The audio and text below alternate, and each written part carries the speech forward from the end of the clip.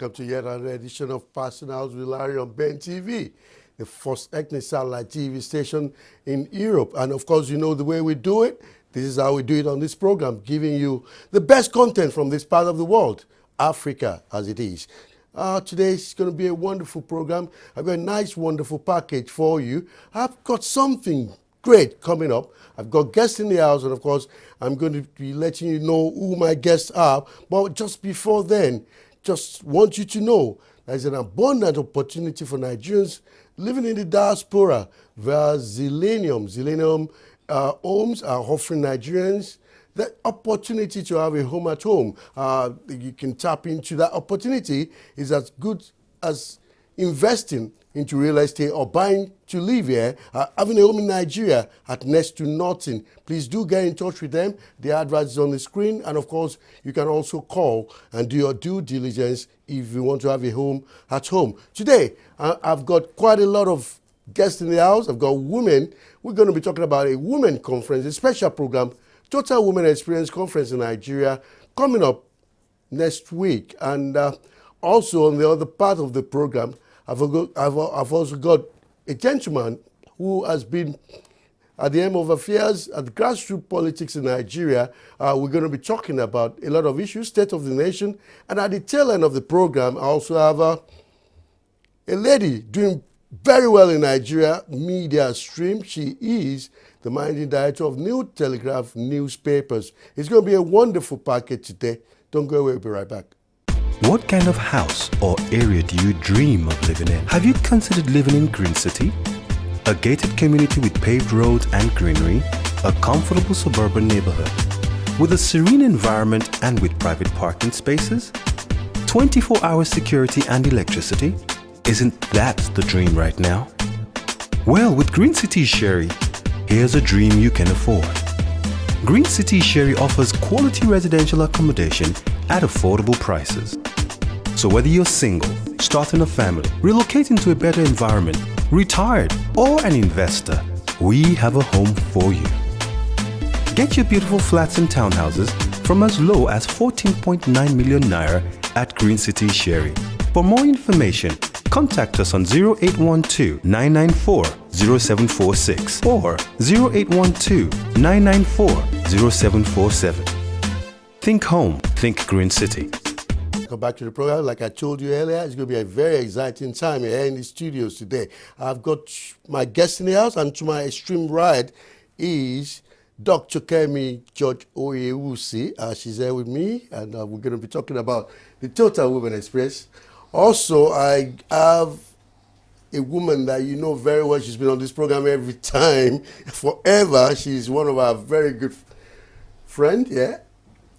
Apostle Dr. Elisha Baide. She's the president, founder, Christ Ever Present Ministry, CTEM in Nigeria. Yes. Good to have you. I'm happy to be here again once more, Larry. Thank you very much. Thank you. It's good to have you. I know we're in for serious business. We're talking Total Women Experience. How will you describe a Nigerian woman? Strong, vibrant, versatile, indomitable. That's who she is. But she's also suppressed because of many years of marginalization because of her gender. Most times that is because of the culture, the Nigerian culture.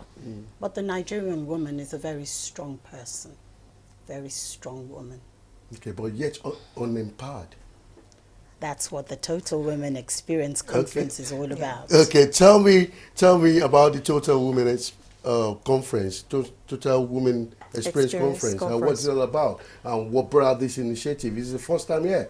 Well, the Total Women Experience is a ministry arm of Royal House of Mercy Ministries International, ROMI.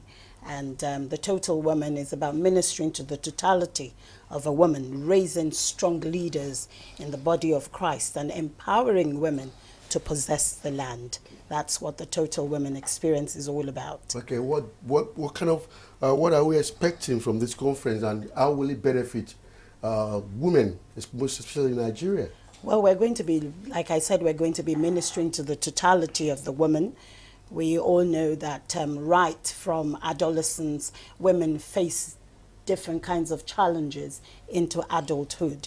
We're going to be empowering and ministering to a woman to be her own person, to be a complete person as an individual, as a daughter, as a sister, as a friend, as a wife, as a mother, and as a leader in the society.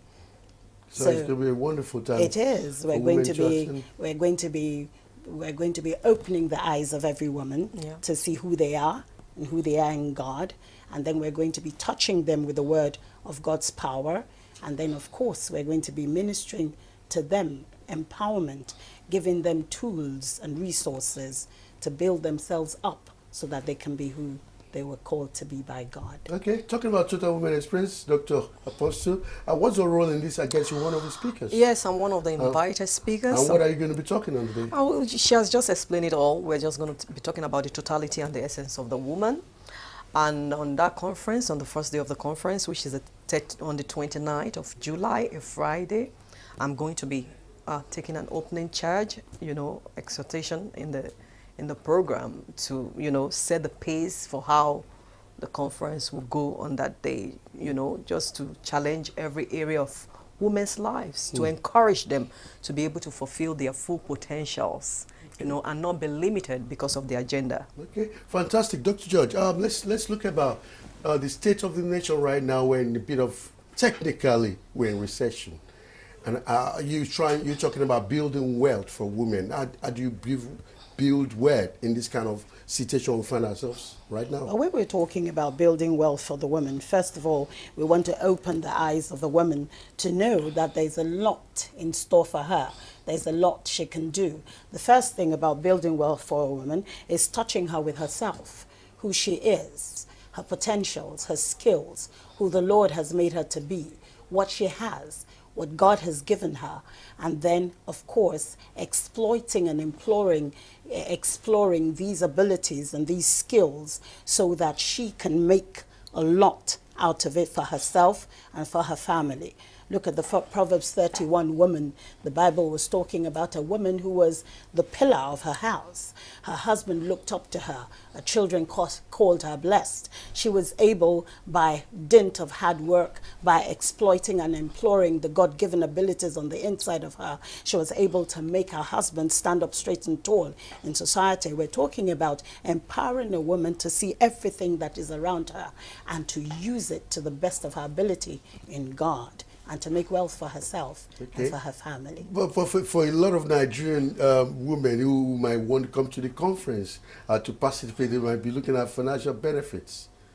Well, we will be empowering women with tools and equipments. For example, we have a raffle drawer, and that's going to be per attendance. When you come in, you register, you have a number, and then we do the draw. And then we have, like I said, tools of empowerment. We have hair dryers, we have deep freezers, we have grinding machines. We have different things to empower the woman so that she can make a living for herself. Because I know that most women, they want to work. They want to go out there and make a living, but they're not empowered. So we're ministering to the totality of a woman, physically, spiritually.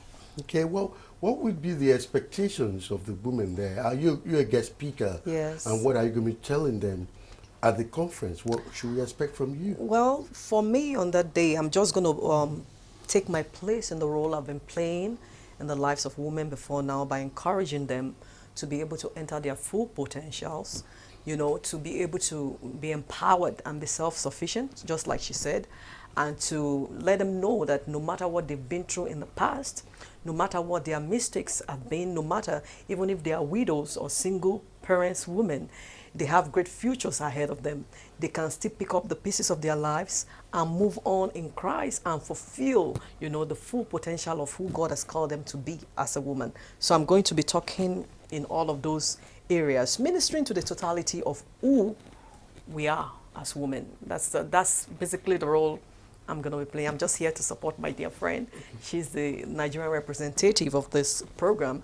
I'm, one of the speakers, just for us to let people out there know that they should be on ground for this program. Fantastic, but I mean, let's look at Nigerian culture now. Yeah. It doesn't look so good for women because the men will always have their way. How will this affect in your team talk when you're at the conference? Well, we're going to address all of these areas. Like a lot of issues have been coming up in the nations that, you know, that has been affecting the woman, that has been marginalizing her, just like Dr. Kemi said, that has been affecting, you know, the essence of who they are psychologically and trying to put down the woman for them not to be able to, you know, exert their authority and leadership role in wherever they have been called to. But on this day, we are going to encourage them, make them focus in areas in scriptures to let them know who they are in Christ and who God has called them to be on earth, that they are supposed to be able to be true partners, standing one-on-one with their husbands, with men in societies, you know, to claim nations, you know, you know, for the Lord. So we're going to be talking in all of those areas. Thank you. We need to go for a short break now. We'll be right back. Don't go away. I still have my guests in the house. We're talking Total Women Experience Conference in Nigeria. You can be part of it. I'll tell you how you can after this break. Romy Ministries presents Total Women Experience 2016, Lagos, Nigeria, with Reverend Vicky Olu David, the Priceless Woman. Hello ladies, I'm excited to personally invite you to join me and other anointed women of God to the Total Women Experience coming to Lagos, Nigeria from July 29th to 30th. Whenever God wants to take you to a new level, He sends knowledge into your soul. Many women have done noble things, but you surpass them all. Get ready for a weekend of divine impartation you will never recover from. Everything seeking to put you on the floor or cause go slow in your life shall be terminated upon the altar of grace and glory in Jesus' name. You will be blessed, transformed, and greatly increased in the name of Jesus. See you there.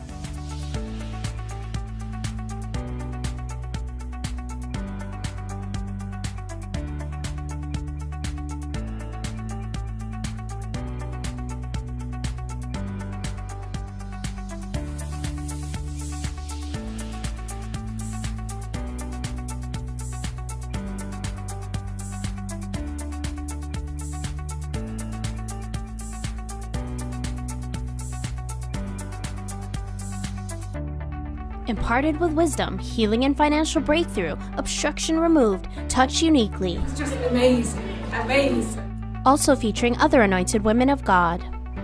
Amanda Foster, Lori Willis, Precious London, Flora Bitoye, Desola Pola, Oluwatoyin Sani, Yemisi Popola, Favor Olayoye, Kemi George Oyewusi, Lizzie Imogu, Elishama Ide.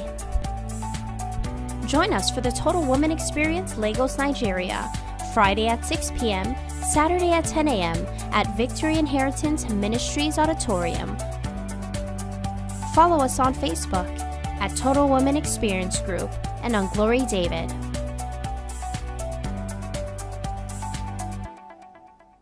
Welcome back to the program. I still have a representative of the Total Women Experience Conference coming up in Nigeria very shortly. On a final note, tell us how people can get to the venue and the theme of the program. The theme for this year's conference is the Priceless Woman. The woman has been carefully crafted by God, and we want her to see all the abilities that the Lord has put on the inside of her for her to succeed and make good in life. The conference is going to be starting from Friday 29th July 2016 through to 30th Saturday July 2016 at Victory Inheritance Ministries at Ikate Elegusi, Lekki. For more information, people can go to www.romiministries.com or www.romi.org/women. Okay, fantastic. I want to say thank you for coming to this program today. For having us. We wish you a very beautiful and wonderful program. Thank you so much. Thank you very much for coming. Thank you very much. Viewers, it's been a very interesting discourse with the organizers of Total Women Experience Conference in Nigeria. And of course, it's summertime now. If you are anywhere in Nigeria at this particular period, you can please come. It's free admission. You can come for the conference. It's going to be an empowering conference, and you might gain one or two things from that conference. We need to go for a short break, and I'll see you, my other guest, on the other side. What kind of house or area do you dream of living in? Have you considered living in Green City? A gated community with paved roads and greenery, a comfortable suburban neighborhood, with a serene environment and with private parking spaces? 24-hour security and electricity? Isn't that the dream right now? Well, with Green City Sherry, here's a dream you can afford. Green City Sherry offers quality residential accommodation at affordable prices. So whether you're single, starting a family, relocating to a better environment, retired, or an investor, we have a home for you. Get your beautiful flats and townhouses from as low as 14.9 million naira at Green City Sherry. For more information, contact us on 0812-994-0746 or 0812-994-0747. Think home, think Green City. Welcome back, welcome back. I want to say thank you for your viewing loyalty on this platform. It is Personal with Larry on Ben TV, the first ethnic satellite TV station in the UK. I'm very, very happy to have my next set of guests in the house.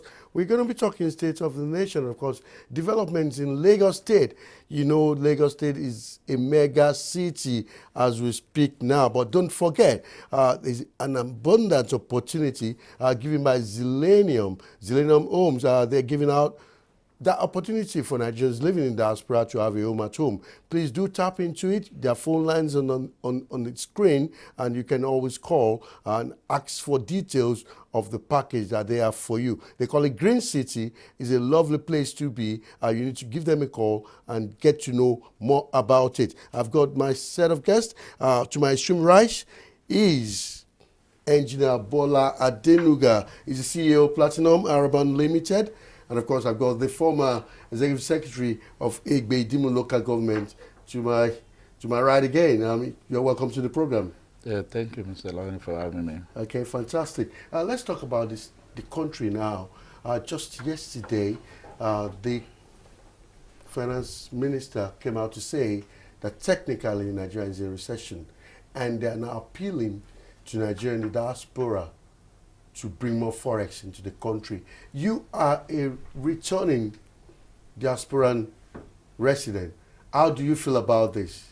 Do you think Nigerian diaspora should put more money after investing so much in doing a lot of money transfer from that part of the world to help the economy?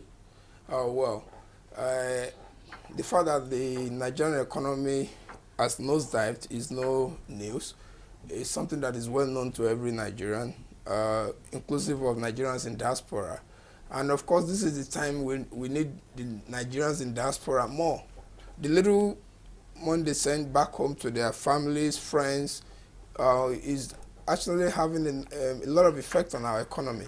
So we will continue to encourage them to keep doing that, because they might think whatever they send is just to their family, but this money turn around and it has a big effect on the economy. The economy has nosedived, and I'll give kudos to the Honorable Minister for Finance.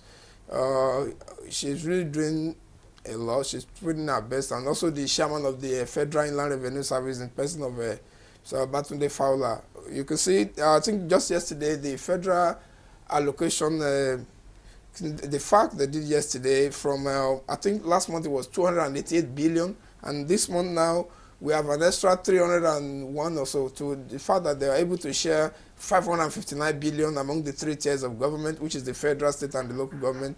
That's a good news, and I hope we continue in that trend. Okay, fantastic. But I mean, you've been in government, and you're still in government, you're a politician. You lived abroad for a very long time, and now you look back home, and you're doing wonderful well at what you ought to want to do. But tell you one thing, with all these strains you go through, living in diaspora, working for your money, do you have to send all the money home to help the country? For the love of your country? Thank you for reminding me that, of course, I was in Nigeria and in diaspora. I lived in England for 21 years, so England is my second home. But that is by the side. I'm now, of course, I'm a Nigerian, and I ventured into politics. That was in 2006, and I've been there, and I've been contributing my little quota to the development of our country after spending many years in diaspora. Just like I've just said now, all hands will be on deck. It's on deck now. Firstly, we have in person of a PMB, that's President Muhammadu Buhari, the helm of affairs now. And unfortunately, he came on board at the very wrong time. He came on board when Nigeria was about to disintegrate, because Nigeria would have gone into disintegration if the APC government has not come on board at the time we done the last election. Nigeria, because when it came on board, now we know that we just have to gather together all the meager resources to have any least effect that we can have. If not for that, the immediate past government has done a lot of damage.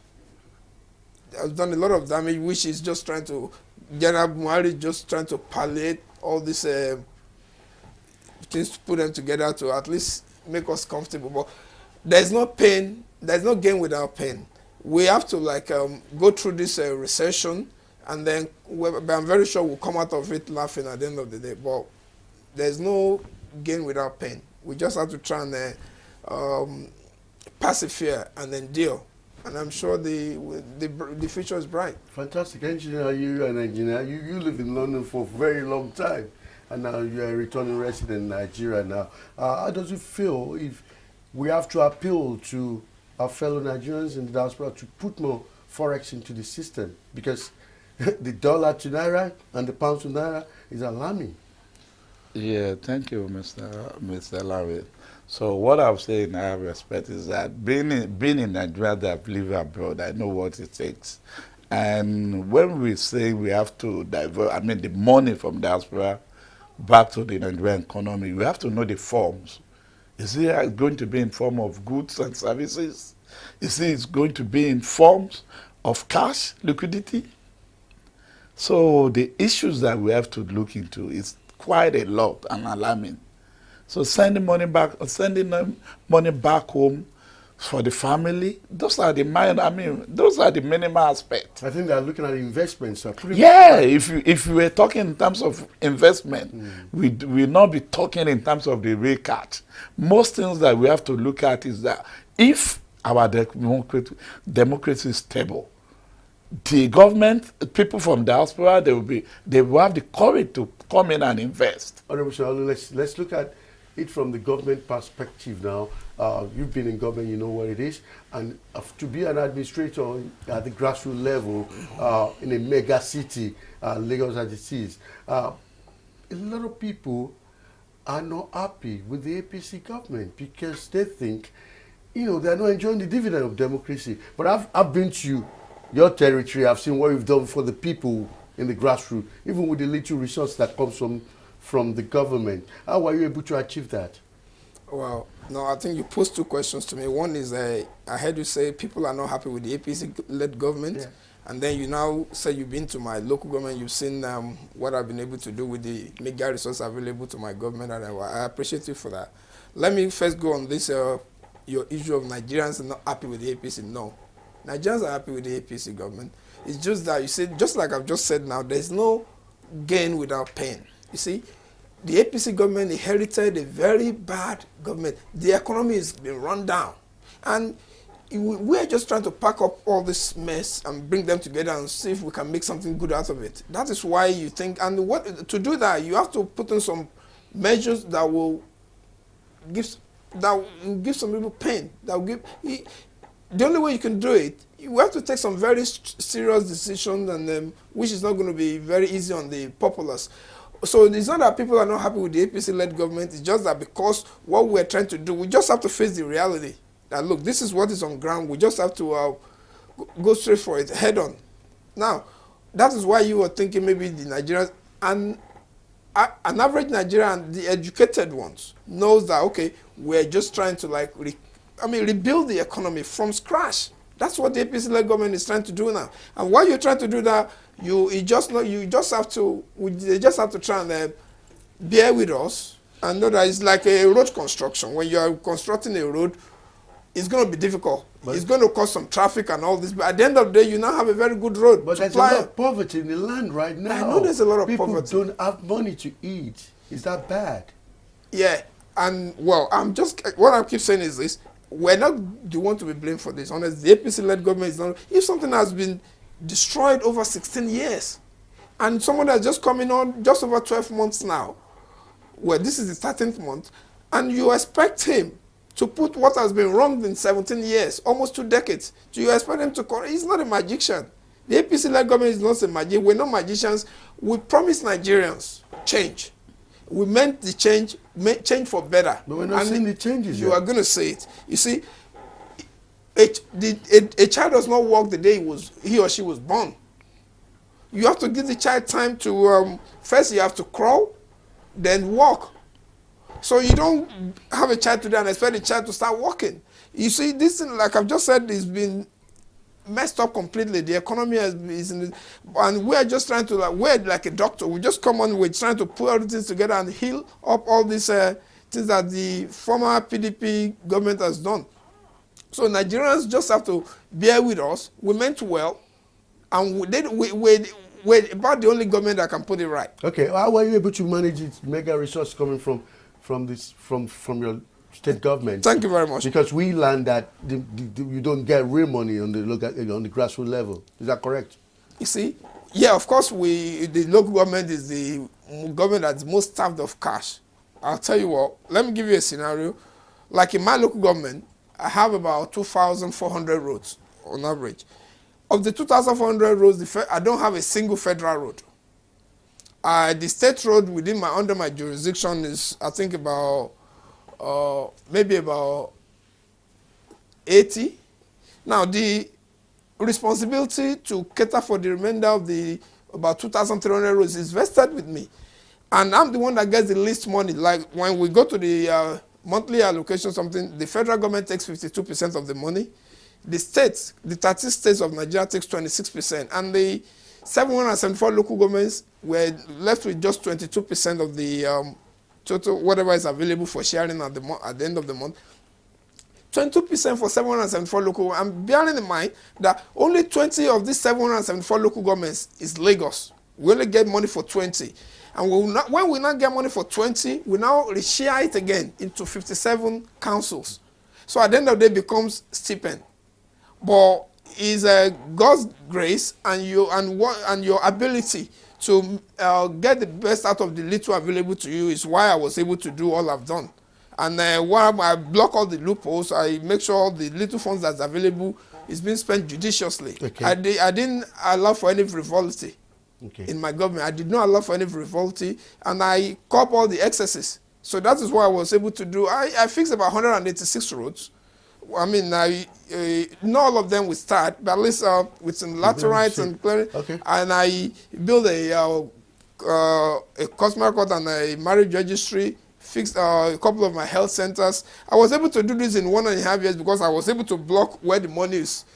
When you are cash strapped, then what you have to do is make sure the little that's available to you, you spend it judiciously. You make sure there's no room for frivolity. So your people at the grassroots are very happy with you? Of course, my people are very happy with me. If you go around my local government, I'm a superstar.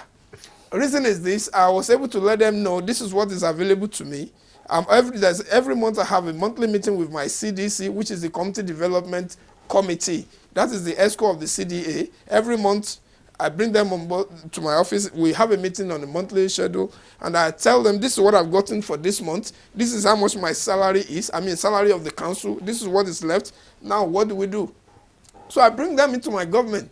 So that is why I should let a kind of transparency government.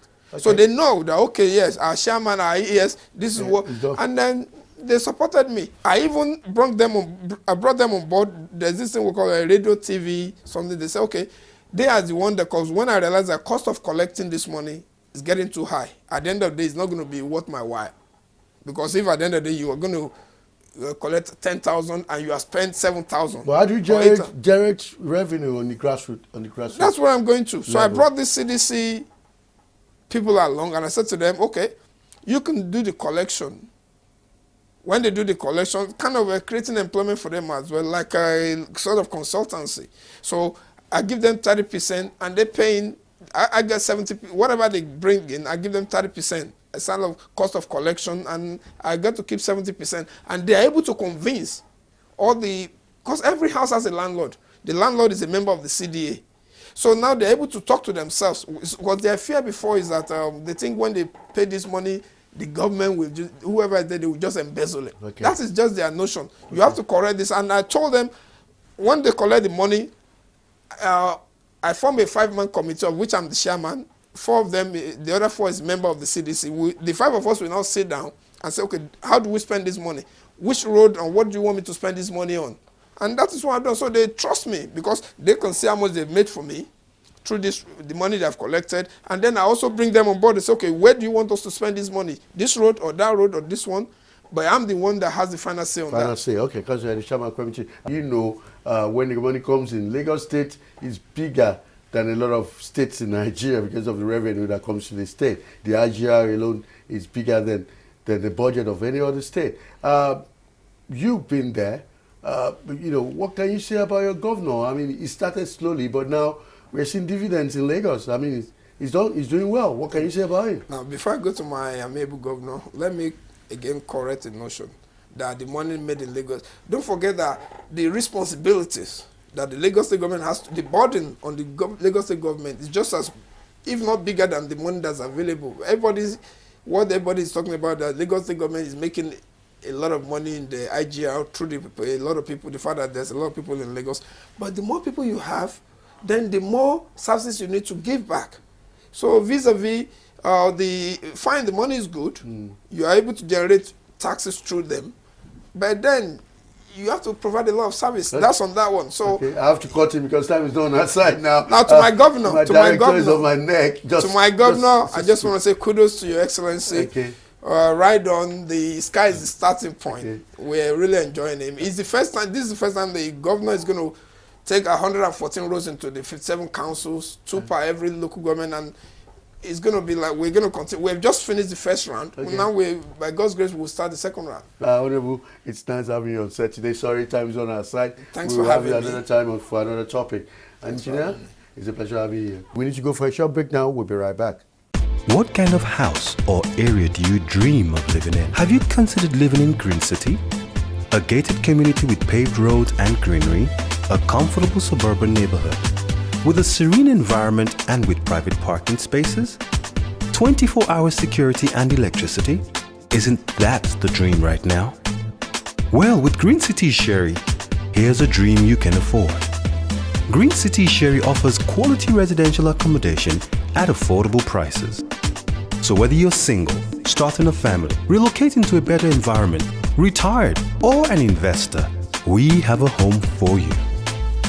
Get your beautiful flats and townhouses from as low as 14.9 million naira at Green City Sherry. For more information, contact us on 0812-994-0746 or 0812-994-0747. Think home, think Green City. It's been a privilege being with you today. Of course, we appreciate what you're doing for the Nigerian media.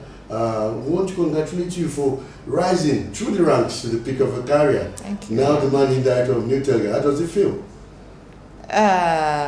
It feels like a lot of work. I tell people this is the hardest thing I've done between 1989 and now that I came into journalism. This is not just about writing the story, pushing it to the editor to figure it out, or editing a paper and letting somebody else figure out how it is sold. Now I have to worry about everything. But outside of the responsibilities that the office comes with, I'm grateful to God. It's not a blessing that everybody in journalism gets to experience, to start as a freelance reporter and become a reporter and rise to become editor-in-chief. And I'm grateful to God. I thank God for blessing my efforts, but it's a lot of work. Okay, you've been an activist in a subtle way. Women activists. You've always loved to write about women. What's the position of Nigerian women in their democratic form now? Our democracy, even though we can celebrate 17 years of uninterrupted civil rule, we're still walking through the crinks. We're still trying to find our way. So it's still not a level playing field. Not for the women, not for the men. But when you look at where we were 30 years ago, when you look at the number of women and the place of women in democracy in 1979, and now, you'll see that we have really, really moved forward. Women are bolder. Women have given good accounts of themselves in public office, in elective office, in appointed office. And we'll produce a female president at some point. And we're going to do it faster and earlier than America. America has been at it for well over 200 years, and they're likely to do it soon. If everything works for Hillary Clinton. But in Nigeria, I don't see it as something that Nigerian women have to wait 200 years for. We are faster. Nigeria is Nigeria. We're just different. And we are not exactly where we would like to be now, women in politics, in polity, but we're in a good place, and we are on the first lane. Okay, we've seen the gender equality building, didn't get the attention of Nigerian men who are in the Senate. They didn't just really like it. What's your opinion about that? I'm not worried. I'm not bothered. The men know who is in charge, and we are. We actually dictate how they think. We are their mothers, their sisters, their wives. There is no powerless woman. And that bill is just something on the surface. You actually don't need a bill to be strong, to be out there, to do what you need to do. It's not a bill that made Obiose Ekwesili that vocal, that strong, that determined to push our views forward and to get it out there and to get noticed and to get things done. You know where she had been. You know where Okonjo-Iweala had been. And all other women doing great things from entertainment to economy. So I think, and I wrote about it when that bill was rubbished. For men who don't understand what it's like to have strong women, to have women who can stand on their feet, they will do what they did. They don't understand it. They don't know the advantages of having women doing great things. And you know what? When men think like that, when they behave like that, when they rubbish bills like that, it's because they are thinking the women they are talking about are their wives. They are not thinking that those women are their daughters. Because those men you saw that is speaking against the bill are guys, their fathers with children in Ivy League schools. They are men who are spending millions on their daughters. So while they were killing those bills, they are thinking of their wives and not their daughters. We understand their predicament. We sympathize with them. But no bill, not one single bill, no law can restrict Nigerian women, because we are as strong as the men, if not stronger, because women are actually created stronger. Okay, let's look at the role of the media as the fourth estate of the realm in democracy of today in Nigeria. We've seen a lot of things happening, even with this government. 1 year on with Buhari government, people are complaining there's a lot of poverty in the land. What would the media do in this kind of circumstance and find ourselves? We thought it was change, but we're not getting to change that we voted for. Well, we are facing the reality of the things that we did, the things that we didn't do, the things that we should have done. But the role of the media remains the same, to present all sides of the story, to present the cases as they are, to report the stories as they break. That's what we do. And that is what the Nigerian media is known for, and that's what we'll continue to do. If somebody buries money in a soakaway, it's our job to make sure everybody knows. If somebody is being unfairly treated, it is our job to report it.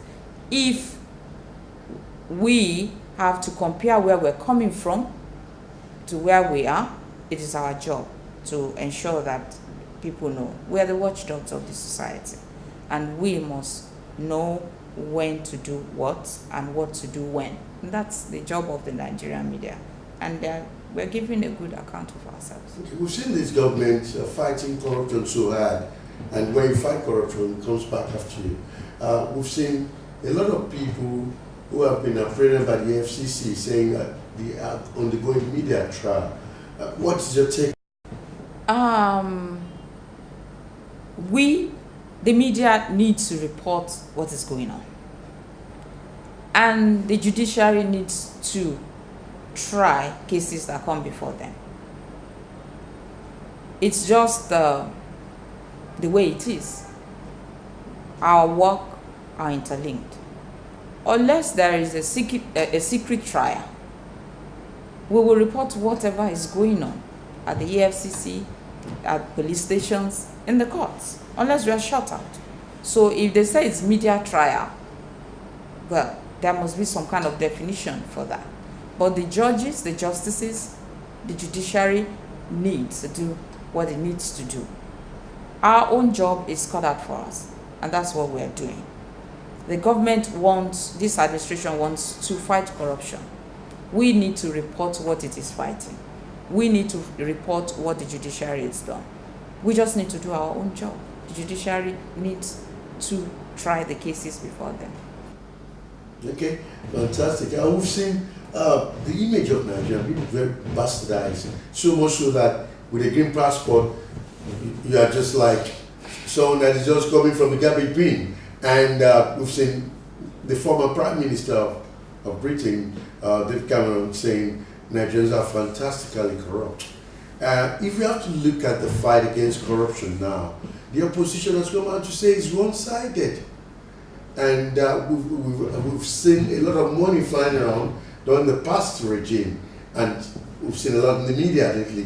What impression we have about the Nigerian government or the Nigerian people, if you have to look at it from the diaspora view? What do you think government should be doing about our image approach?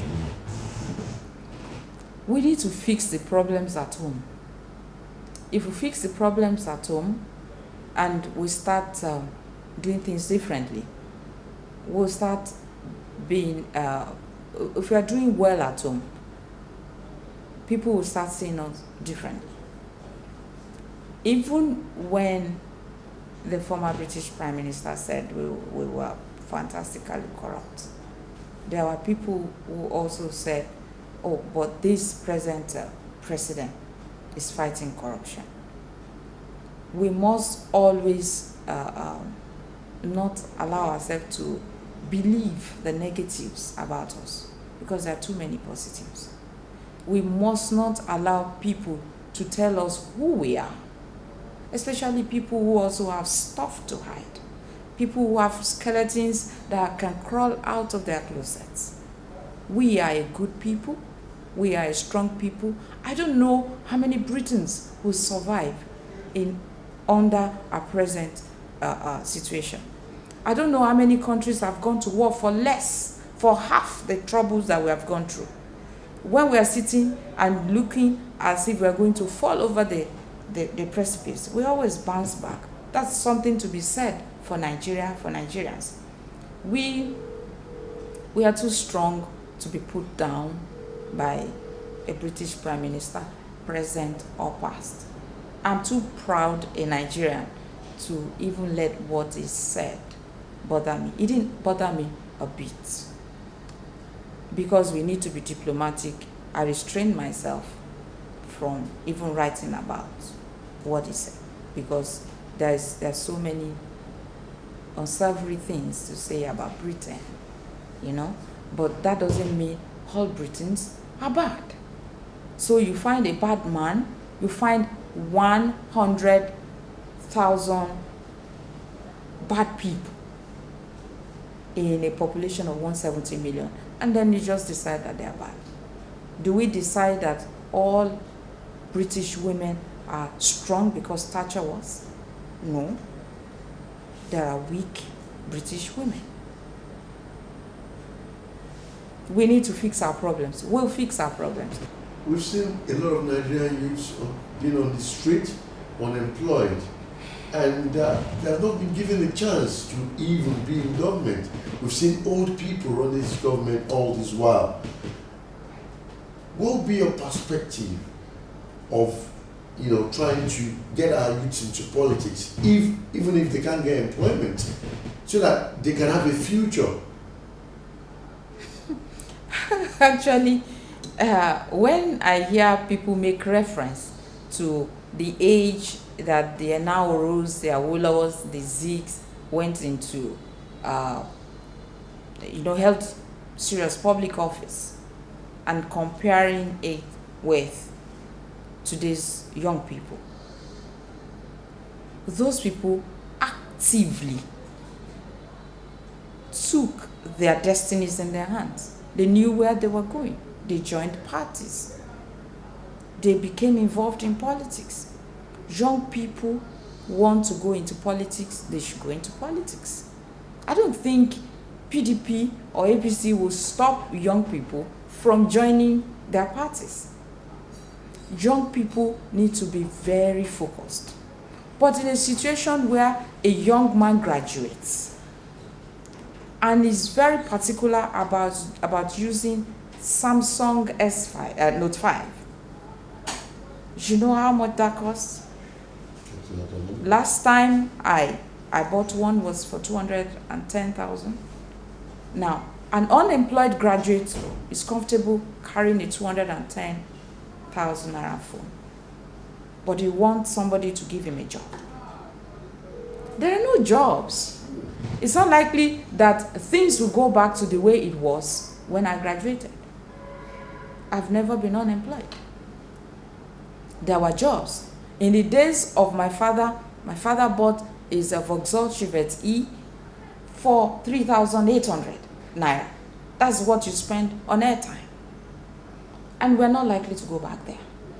Those days are past and gone.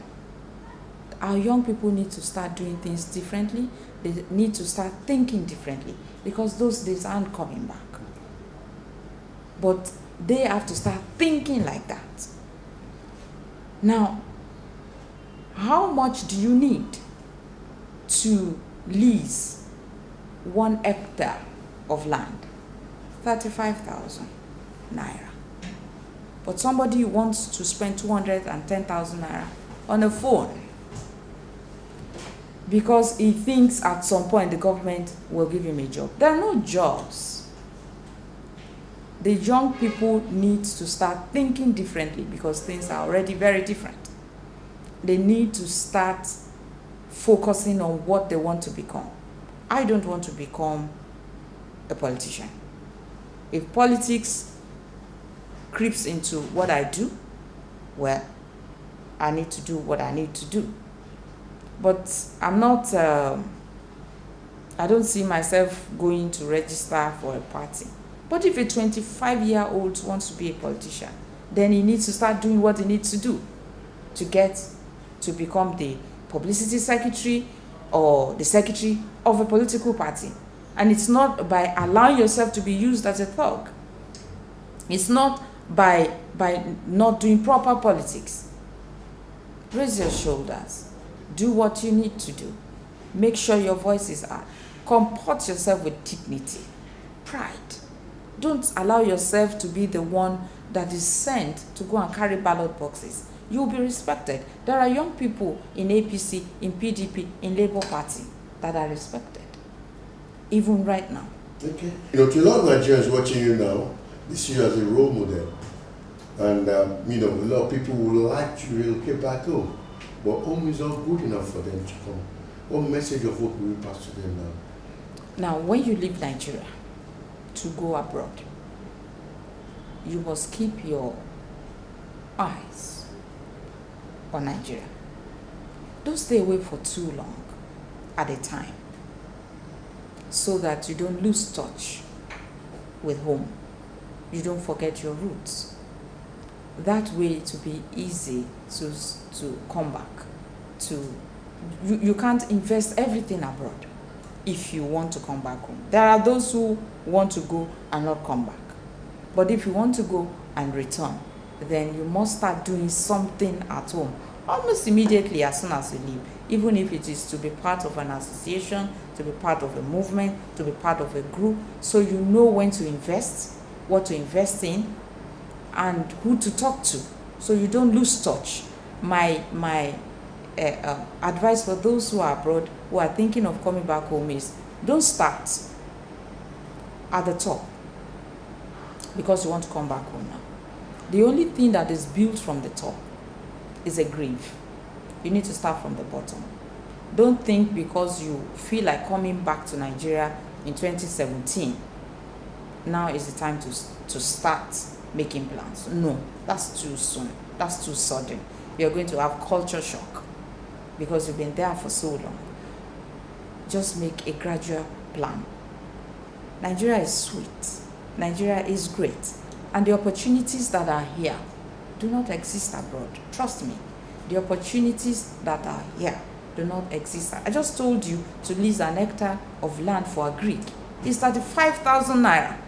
Where are you going to get that done? Is it in London or outside London? So, but if you don't know where to go, who to speak to, what to do, you won't even know that there are microfinances that they won't ask you for your an arm and a leg before they give you a loan. So let my people return and enjoy the goodies of their fatherland. Please, I want to say thank you for giving us this privilege. We appreciate you and we look forward to seeing you in the near future. Thank you very much. It's been a pleasure. Thank you. We want to say thank you for viewing Loyalty. We urge you on this platform. Keep watching Personalities with Larry every Saturday on this platform.